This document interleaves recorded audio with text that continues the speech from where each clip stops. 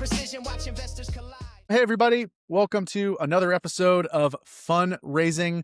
I am here with Arthur from First In, and we're going to go through the fundraising gauntlet today. For those of you that haven't listened to the episodes before, we interview top early stage investors to pick their brains on all the questions that you as first-time fundraising founders want to know about the fundraising process. All the questions I'm going to ask today were nominated and upvoted by founders in the exact same position. So Arthur, thank you for jumping on today. It's going to be a little bit rapid fire, but I think a lot of founders are going to appreciate the insight and wisdom that you can pass along. Let's start a little bit about the fund itself. Tell us about First In. Certainly. Thank you, Matt. And thank you for having me on. Excited to chat this today. So the firm name's First In. We manage 3 funds now, and we are currently investing out of our third fund, which is actually an SBIC licensed fund. So we're partnered with the SBA and the Office of Strategic Capital at the Pentagon to be investing out of Fund 3. Firm First In was founded in 2020 by my partner, Rennie McPherson. He raised Fund 1. Myself and a few others joined as venture partners since we were in roles elsewhere in the technology space. And their focus really was on security technology from the very beginning. Rennie was coming from a cybersecurity background along with some national service in the Marine Corps. I also spent a number of years in the Marine Corps and then went on to more the aerospace and defense technology side of the industry. And following Fund 1, when it was, with the success of that fund, and then having invested most of it, I came on board, joined Rennie as a partner to raise Fund 2, and now we're on Fund 3. Our average check size out of Fund 3 is approximately $3 to $5 million. That's our range, and the intent is to lead seed rounds. Though that's the main difference from our prior 2 funds. Our prior 2 funds were designed to be able to lead pre-seed rounds and participate in some seed rounds. This fund that we're currently invested out of is designed to lead those seed rounds and then participate potentially in Series A's. Awesome. That's, we're aiming to make, 20 to 25 investments out of Fund 3. I mentioned the security technology focus. What that means essentially is really any kind of technology or product company that touches the security mission, if you will, both for commercial and government enterprises. Our mission here really is to empower those entrepreneurs who are securing our nation. So that can be anything from pure software, commercially oriented cybersecurity SaaS, all the way through defense-specific hardware and everything in between. Love it. That's perfect. Thank you for the background on that. Some of the questions we got for VC specifically is a little bit of a peek behind the curtain. And 2 questions that are kind of back to back here. One is, what is your favorite part about the job and being a VC, and what is your least favorite part about the job? Right on. Yeah. So easy question in my view. The favorite parts are absolutely connecting with and building relationships with founders. This evening, actually, I'm going up to visit one of our portfolio companies in Orange County. They're having an event up there. Just the kind of deeply aligned relationships that we've been developing, having both served in a military capacity and having that kind of end user background, if you will, of security related products, all the way through having then following that experience, having then helped build these kinds of companies and been on the same side as the table as a lot of these founders.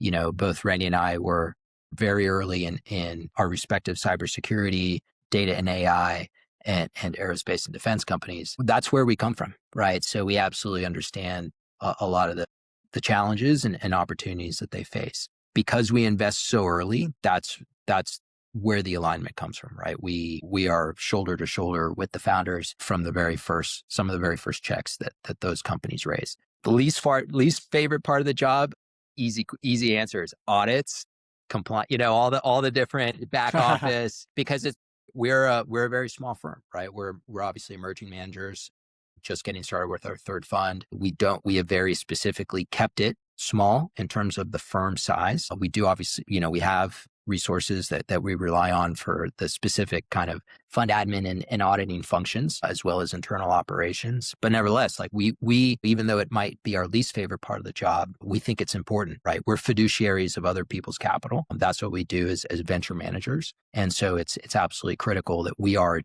deeply involved in the day-to-day operations and compliance of the firm. We take that very seriously, but yeah, not nearly as fun as getting to to build relationships with founders. Definitely not. You kind of answered another question too, which I think was spot on, is a lot of founders, they don't realize how much goes into the operational side of a fund. They just assume that it's writing checks, going to parties and those things. But there's unfortunately a lot of operational things that happen behind the scenes that make it a little bit less fun for sure. Yeah, I mean look, at the end of the day, we're a financial firm, right? Along with every other venture capital manager. In fact, the actual SEC definition is we're exempt advisors, right? So we may not be RIAs, registered investment advisors, we're exempt advisors, but nevertheless, like that is, there's a whole raft of very serious kind of SEC laws that apply to this world because we are managing other people's capital. We're obviously investing alongside with our own capital, but that's really where the leverage comes from, right? For venture to be able to finance some of these early stage companies. All right, let's jump into the fundraising process itself. The way we like to break these down are 3 different phases. One, how do founders go from, I don't know anything about VC, I have an idea, to getting in the room and meeting with you, to then crushing that meeting, to hopefully lead to a second meeting and then beyond. And then the third phase being, how do they push it over the finish line and actually close a round of capital? For feedback that you could give to founders today that are in that first process, they're just getting started with maybe even the research side, what's some advice that you would give to a founder in building up that list of 20 to 30 VCs that they should reach out to? What should they be looking for in those VCs? That very first outreach, if you will, really should leverage, and this may sound trite because obviously not everyone has the same kind of network that I'm going to talk about, but relying on some kind of personal or professional network for those, 1 or 2 degree removed types introductions is really useful as a founder.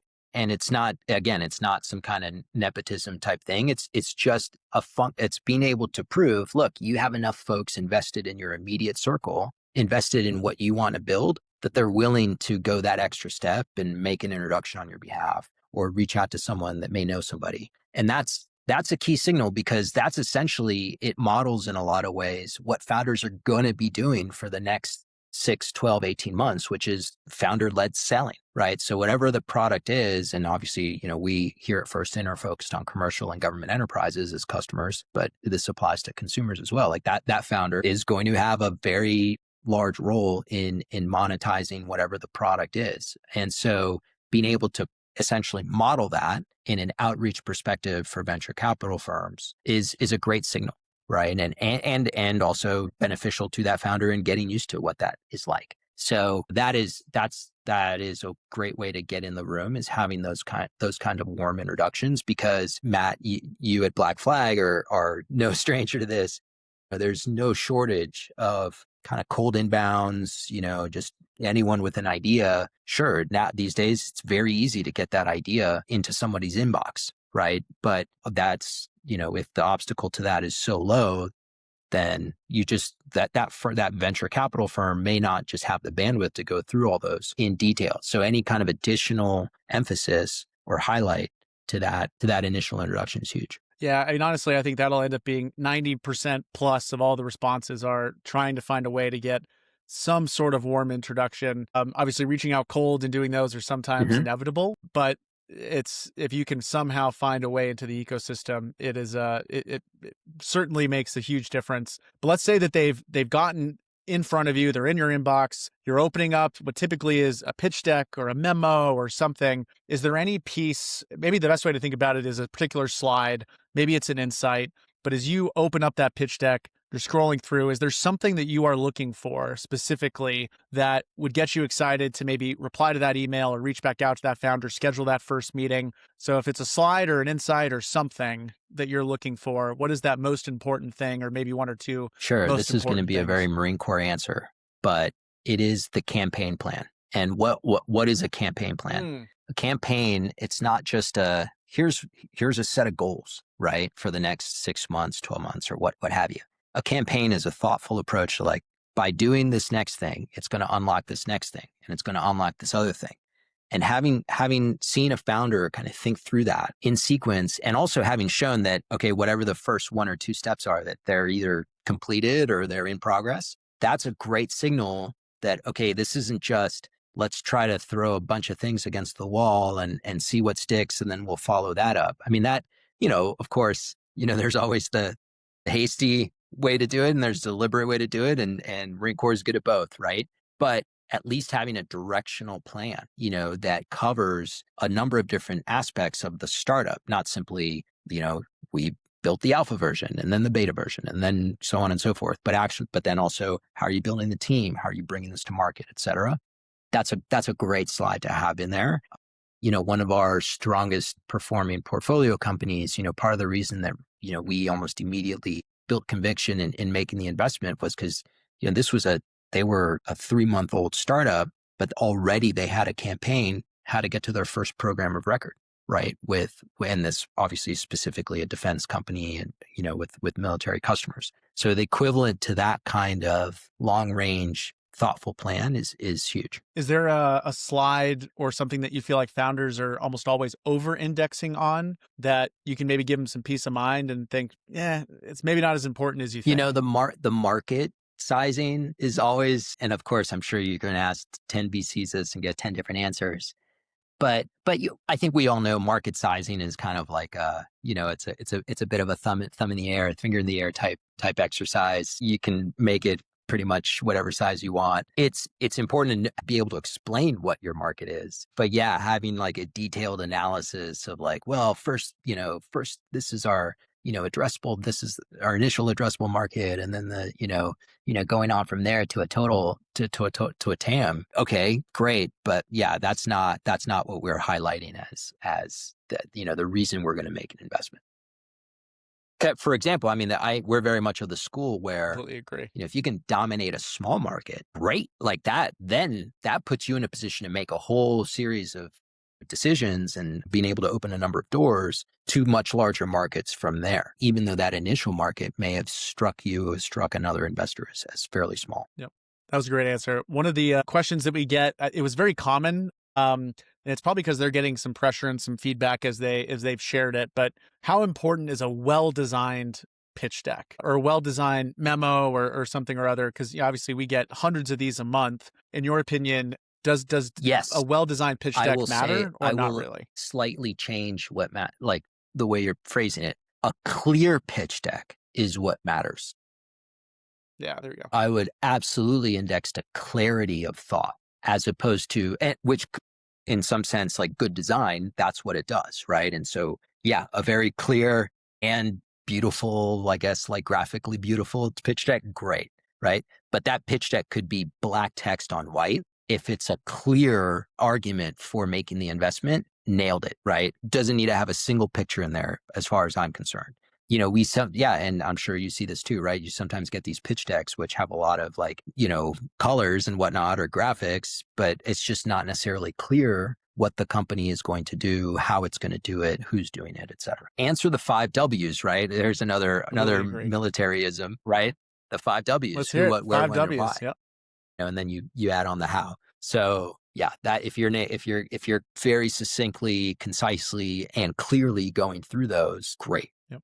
Perfect. So let's say they've done all the things that you just said. They've got your attention. You're excited. You have the meeting schedule. It's on the books. What are some of the things that, as you as a VC go into these meetings, are there green flags or things that you're looking for in that first meeting with the founders? Maybe it's a characteristic or a trait, something that they say or ask. What are you looking for in that first meeting to help build conviction and then this is move a to the slightly next one? harder question in my view, only because you see true talent, like great talent can be expressed, in my view, can be expressed in a whole number of ways, right? So it could take any one of those forms, like brilliant questions, or again, like clarity of thought and explanation and discussion, energy, responsiveness, what have you.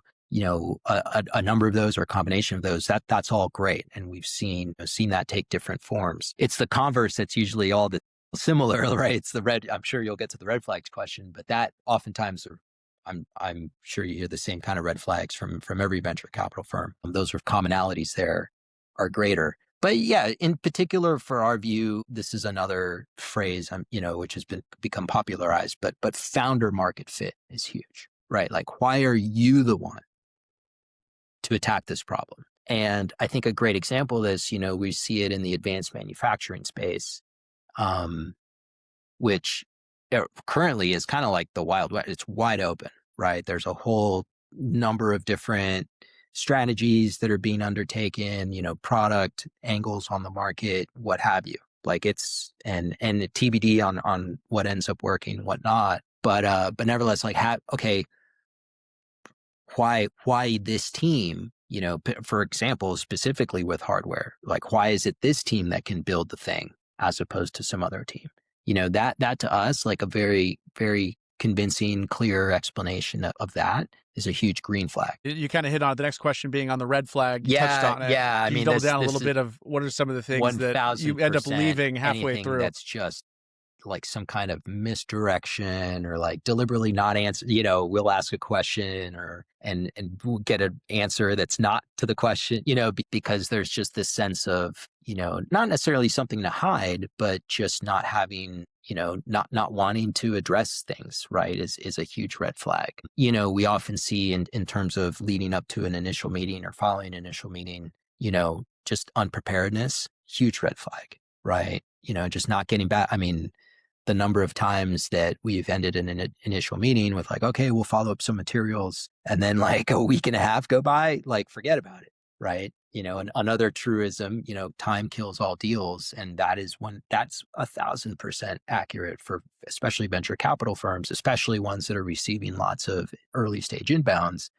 Yeah, if it's taken you quite some time to get back to an investor with the materials you said you were going to have, like, yeah, not a great look. Yeah, the time kills all deals is should be framed in every founder's mind, Yes. and it works both ways, obviously. But it's a good one. Is there a question that you think founders should ask? Not a question that you as a VC like when they ask, and it's a positive or a green flag. More that you think that founders broadly should have a deeper understanding and should ask some of these questions of the VCs in that first conversation if there's Yeah, time available. we really like being pushed on our thinking on a given sector, right? And look, this is maybe just idiosyncratic to us as far as us really liking to get our minds around a given product market strategy, a given sector of a particular market. I think it's too common.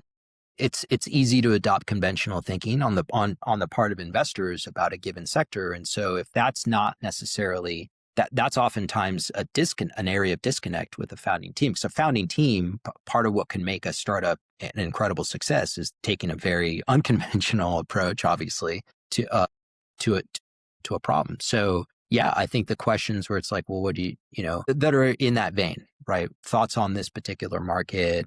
What do we see is working? What's not? Stuff like that really helps, I think, both parties understand, like, could this be a good fit? And I think that the other question too is what do you need to do in order to get to the next meeting, which is maybe the last question here. Is there something that founders just absolutely need to do during that first meeting to make sure that they don't drop the ball and that they can land that second meeting? I mean, you mentioned what you look for, but are there any tactical things that a founder can make sure, a checklist or anything to help make sure they can get to that next meeting? Yeah, again, just responsiveness with some of the materials or asks following an initial meeting. Well, a huge one is really explaining for our particular, this again may be specific to us, but part of the actual kind of skill set that we bring to an initial investment, an early stage investment, is go to market experience, right? So we probably, I wouldn't say over index, but we're particularly sensitive to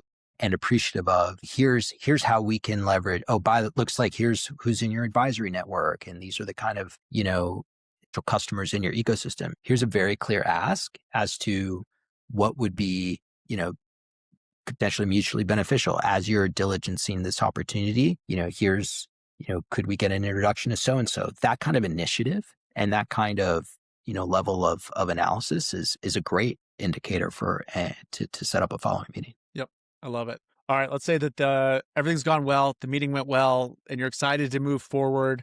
Could you give a little glimpse of what the diligence process looks like for First In and what founders can expect in Sure. that Yeah. phase of So the cycle? it's fairly rapid for us, right? Or can be, in the sense that because we are a small team and we have deliberately designed it that way, such that the investment committee is two people, me and Rennie, and we have a number of advisors who are subject matter experts in a variety of fields within security technology. We'll set up following an initial discussion, meeting, call, we oftentimes move very quickly to setting up a call with one of those advisors and ourselves to really kind of click a couple levels deeper into the product, into the technology behind the product, and also into the go-to-market strategy. That can all happen within a week, right? So we do those two, and sometimes they're combined into the same meeting, sometimes they're separate. But those two then like more deep dives into product and then go-to-market is essentially the phase two of our diligence. And then the third phase prior to getting to a decision can be an in-person meeting. It can be essentially, a follow-up essentially to the first call that we had regarding the strategy, a review of the pipeline, and really kind of, I guess, a specific, more strategic discussion around how we're going to take that particular product to market. And that's really it. I mean, those are the three stages for us. Alongside that, we're doing our own internal research on a particular market. We're coming to a view, if we don't already have one, on what the opportunity could look like. And that's concurrent. But yes, all of that can happen fairly quickly on our end, or given this is something I think that founders, to try to offer something maybe they don't often hear. There's a real, like the best fundraising cycles happen with a given strategy in mind as to here are the venture capital firms that could lead. Here's ones that could be follow-on checks. Here's where they're at in their fund cycle. Here's maybe they're under pressure to deploy in the sense that, that they haven't written a lot of checks and it's been a few years, or maybe they're just getting started. So that doesn't exist, right? So putting together, a campaign plan, not just for your company, but also for the fundraise, can be a really, smart thing to do, and is something that we would appreciate in the sense sometimes given the deal dynamics and talking about the deal dynamics and explaining those, sometimes that means, hey, we can slot in a little later in this process, right? Or maybe it's good for us to take the lead very early. So having that kind of discussion in the subsequent meetings to the initial one, and obviously the founder having a plan, or at least what's the phrase, like the concepts of a plan or whatever, that can be huge. Yeah. Are there any common mistakes that you see? Is it the opposite of that? Is it the not having a plan or anything? Or are there other mistakes that you've seen founders make during this phase, the diligence phase, pushing it over the finish line phase, that end up maybe having you lose conviction, or that you've seen deals fall through? Anything founders should be looking for in this phase? It's that in they a should lot not of be the, doing? I guess some of the more common mistakes we see is taking not necessarily incorrect, but a non, this can be intentional. Usually it's not intentional. It just works out this way. Just not having a very accurate or clear picture of what those deal dynamics are, right? It's like, hey, we've got X amount of interest. We're closing in 2 weeks or whatever. And then, okay, a week goes by, but it's actually not closing in 2 weeks. All of a sudden it's essentially the poker game Mm-hmm. of a deal. And not that that's how it should be, but that's just a sense of, for us, it's just communication. It's just like, look, we're all grown-ups here. Just, what is it you want to do? When do you want to do it? How's it coming? The more clarity we can have on that process, then the more responsive we can be on where we stand. And so not having, kind of treating it like a poker game, essentially. Sometimes it works, often it doesn't. And, that's up to a founder to decide. But that to us can often lead to just like, actually, it's not going to line up in terms of where, timing or conviction. Yep. It's a nice problem to have, but something that good deals, good founders will stumble into is when their round gets oversubscribed, which sounds like a nice problem to have, but when you do have it, is actually a problem and can be very, very stressful. Do you have any advice for founders? Is maybe they're in a phase where they kind of have to pick and choose who they're allowing in or not? Are there any things they should index on, characteristics of the fund? Yeah, any attributes that they should look for, and who they let in and who they unfortunately have to Yeah, leave I would off the cap absolutely. table? This is where the founder diligence is huge, right? Asking for like who else has that investor invested in? How have those deals gone? What's those founders' opinions, right? Whether it's, getting those kinds of references, getting that kind of information is, I think, a very useful step for a founder to ultimately determine like, who are the folks that you want to be basically going to battle with, right? Because that's what this is. I mean, this is not for the faint of heart, as we all know, who have been in this industry. right? That is a very critical decision as to who you're going to have on your left and right side as you're going into this experience. And so then obviously what's their demonstrated track record of success? Just like we're looking for founder market fit. Yeah, investor market fit is an equally valid, decision to make. Yep. All right. The round is closed. Everybody's celebrating. A lot of founders don't make it to this phase, but can you give a glimpse of what it looks like for first in after they've closed the round? What's that relationship like Yeah. with We you and the like to think founder? of it, right? It's particularly me. I think, in the sense, it's like texting one of your closest advisors, right? Or mentors. Like that's how we essentially approach it. I mean, literally just 2 minutes ago, I'm sorry, I had to tell him I'll call him back. But yeah, like any time of day, Yep. any time of night, it's, that quick outreach. Hey, what do you think of this? Or by the way, do you know so and so? Like stuff like that. That's what we feel is the most productive. We're not on, like, obviously your core, founding team and employee team, but we I think investors should be as accessible, right, as one of those supporting elements. You've got the main element, you got the unit, pushing forward toward the goal.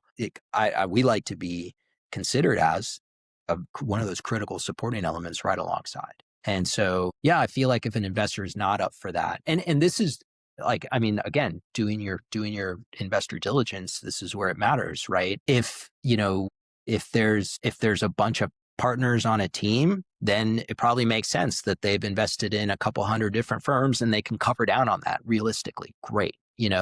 If if it's the other way around, then, just getting a sense of, like, what is the level of interaction that we can have, because there may be a whole ton of portfolio companies, and that team may be spread thin. So we're very cognizant of that. That's why we run concentrated strategies, because we're a small team. By that, I mean, we don't write a lot of checks. So it's a smaller number of portfolio companies that we invest in. But again, we're very active with those.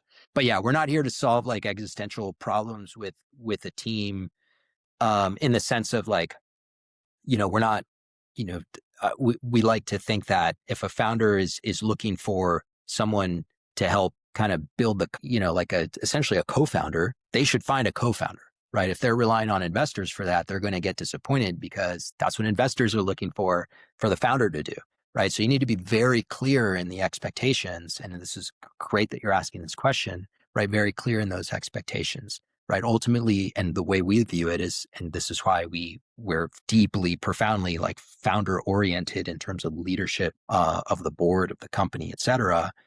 That's the founder's the decision maker ultimately. And so it's like someone's in command. It's got to be that founder or co-founding team. And we're here to take marching orders to a large extent in terms of, like, where that founding team wants to go, because we made the investment.